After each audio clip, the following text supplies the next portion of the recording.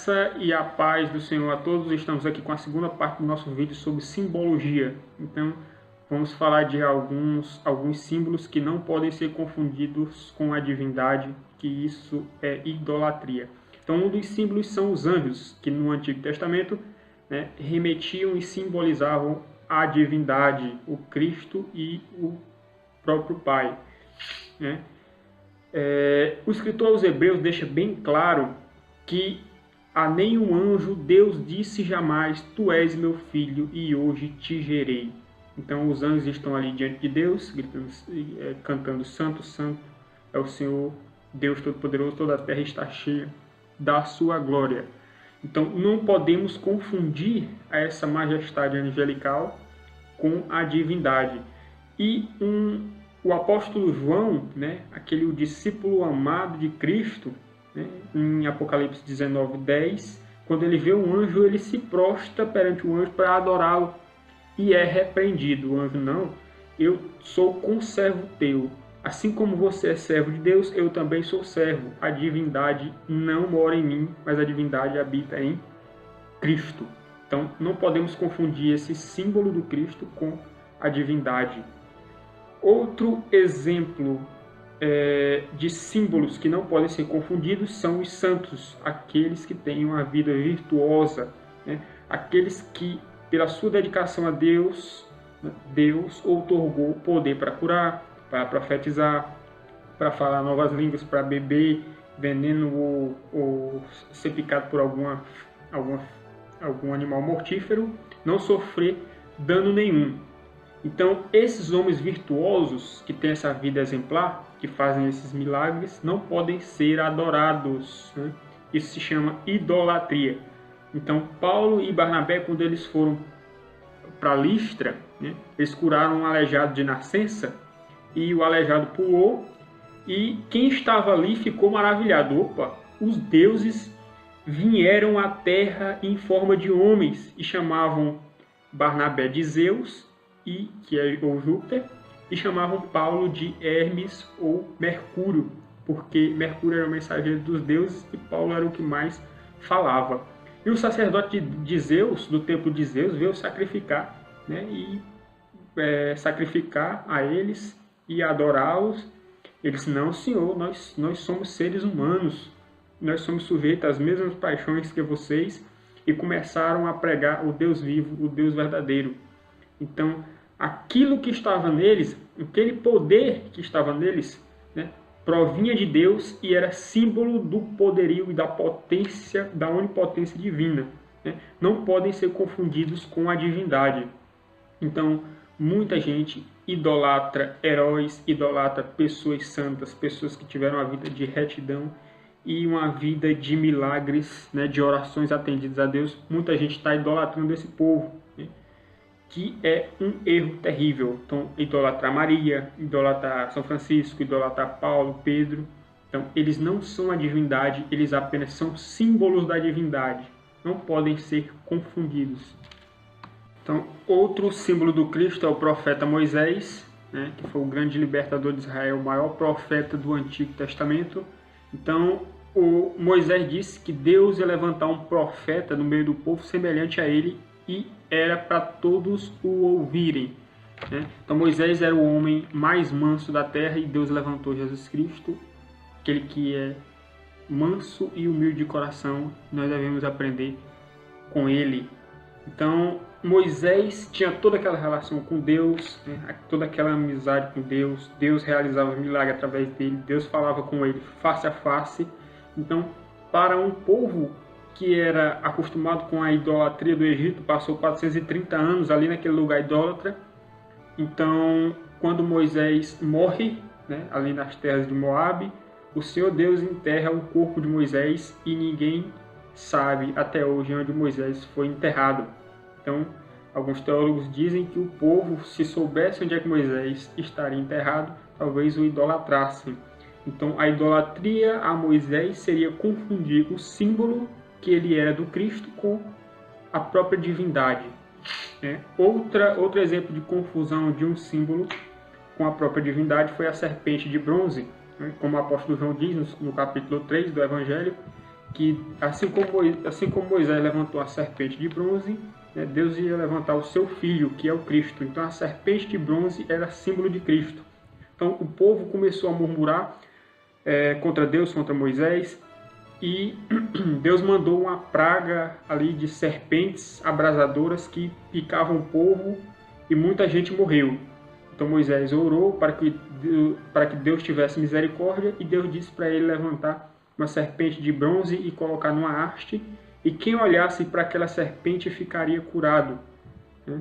Então, e viveria. Então a serpente de bronze era símbolo da cura que Cristo ia trazer para a humanidade e da vida que Cristo ia trazer, para que todo aquele que nele cresce não perecesse, mas tivesse a vida eterna.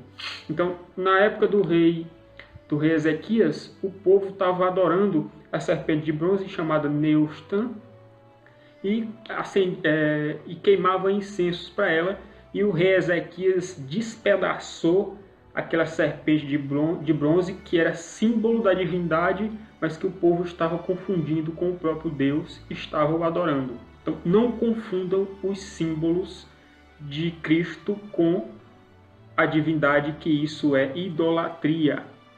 Nós temos que os reis, os sacerdotes também eram símbolo do Cristo, né? Os reis eram ungidos, os sacerdotes também eram ungidos, e um ungido é um símbolo do Senhor Jesus, Salvador, né? O ungido, ou o Messias, ou o Cristo, né? Então, o sacerdote tinha uma inscrição na sua testa de santo ao Senhor, ou consagrado ao Senhor. Então, não era o sacerdote que se escolhia, mas era Deus que escolheu o sacerdote, como ele fez ali no episódio em que a vara de Arão floresceu, porque foi o próprio Deus que o chamou, assim como também chamou o Cristo, né? E Cristo não era apenas esse sacerdote da ordem levítica, mas era um sacerdote de uma ordem superior, que era a ordem de Melquisedeque, que era rei de Salém e rei de paz, né? Era rei e sacerdote. Então era um símbolo também do Senhor Jesus Cristo, né? Que até a tribo de Levi pagou dízimo a Melquisedeque através de Abraão. A Bíblia, as tábuas da lei são símbolos também do Cristo. Então nós vemos que a Bíblia, ela não diz tudo o que aconteceu na história de Israel, nem tudo o que aconteceu na história do Senhor Jesus Cristo nos seus 33 anos aqui na Terra e os seus 3 anos de ministério. O próprio apóstolo João, no último versículo do seu evangelho, ele disse que se fosse falar sobre tudo que o Cristo havia feito, não caberia nos livros da terra, né? Então a Bíblia, a lei, tudo que está escrito são apenas símbolos que remetem ao verbo divino. Então, que é aquele que, antes que houvesse qualquer palavra falada ou antes que tivesse qualquer registro escrito, ele já existia. E por ele foram feitas todas as coisas, através dele e para ele. Então, antes que houvesse a palavra falada, então o que é a palavra falada? Nada mais é do que a vibração do ar, né? Ondas de ar vibrando. Então como é que existiria a palavra falada se não existia ar, né? Então a palavra escrita precisa de um papel ou precisa de algum meio material para ser impressa. Então como é que a palavra existiria se não existia matéria ainda?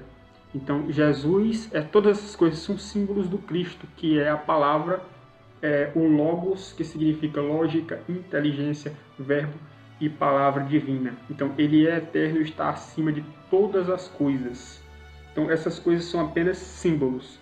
Então nós temos o sábado, que também é um símbolo muito importante, é um símbolo do descanso celestial que nós teremos, né, dessa vida.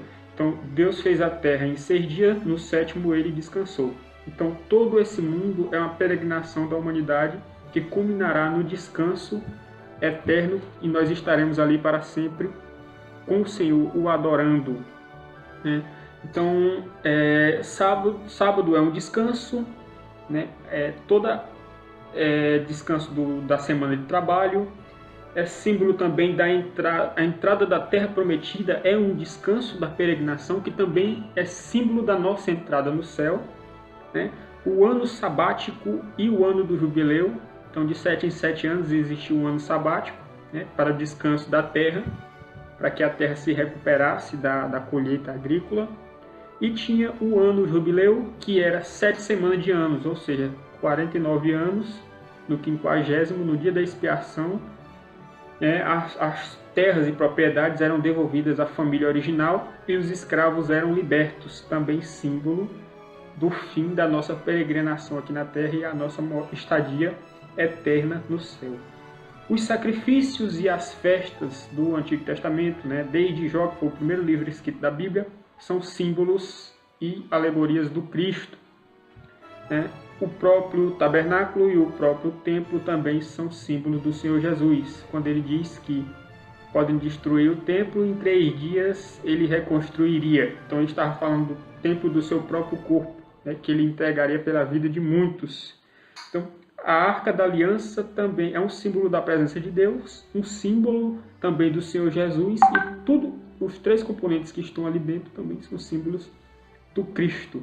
Então atentemos para essa maravilhosa simbologia. Para finalizar, então falaremos de dialética simbólica. Então alguns símbolos que representam o Cristo, representam a divindade, também representam o seu contrário, como o leão, a serpente, a estrela da manhã e o ladrão. Então o leão representa o Cristo, que é o leão da tribo de Judá, por causa do seu poderio, a sua elegância, como o leão é o rei dos animais, representa a realeza da divindade de Cristo, né? A serpente de bronze que Moisés levantou ali no deserto para curar o povo é símbolo do Filho de Deus levantado para curar e salvar a humanidade da morte eterna, né? E também é símbolo do cristão, sede simples como as pombas e prudentes como as serpentes. Então é um símbolo também de nós. Temos o ladrão, que é símbolo do Cristo, porque o Cristo vem numa hora em que nós não sabemos, vem de forma repentina, astuta, sutil, na hora em que nós não estamos esperando, assim como um ladrão. E também símbolo do Cristo é a estrela da manhã, como está em Apocalipse 22:16. Então, todos esses símbolos também remetem ao diabo. Então, o diabo, o nosso adversário, está ao nosso derredor, bramando como um leão, buscando a quem possa tragar. Então, ao mesmo tempo que o leão tem um símbolo da realeza, da beleza, elegância e poderio, o leão também tem esse aspecto devorador, agressivo, destruidor, né? Então, que também simboliza o diabo. Então tem essa dialética, essa tensão dialética de uma parte desse simbolismo representar o Cristo, a parte superior desse simbolismo, desse animal representa o Cristo, e a parte inferior representa o diabo. E a serpente de bronze que simbolizava o Cristo, simboliza também os cristãos, é símbolo supremo do diabo, a antiga serpente que enganou Eva no paraíso, né? E é o inimigo de nossas almas. Então, o ladrão, apesar de nesse aspecto de vir de forma sutil e inesperada da vinda de Cristo, mas também simboliza o diabo, que é o ladrão que vem senão para matar, roubar e destruir. Então essa parte agressiva, né, do ladrão é um símbolo do diabo. Então, e a estrela da manhã, como já vimos que é símbolo do Cristo, em Isaías também é símbolo do diabo. Muita confusão aí sobre essa questão da estrela da manhã, há muitas discussões, a estrela da manhã é o Cristo ou é o diabo? Então, por quê? Porque eles não têm essa ideia da natureza simbólica, da estrela da manhã representar as duas coisas, né? Então representa um poderio, né? Aquela coisa brilhante de iluminação, né? Que também é um simbolismo do sol, né? Que é aquela coisa iluminada. Então, se você acreditar que é uma ou outra coisa, né? Você vai ficar numa briga eterna sem solução, né? Na verdade, essas coisas são símbolos. A estrela da manhã não é o Cristo e nem é o diabo, é apenas um símbolo dos dois, certo? Então, aguardem aí o próximo vídeo, que será sobre o simbolismo dos ritos judaicos, e o próximo que será simbolismo da Santa Ceia, da Arca da Aliança e do batismo. Então, aguardo vocês. Deus abençoe a todos e continuem estudando a Palavra de Deus.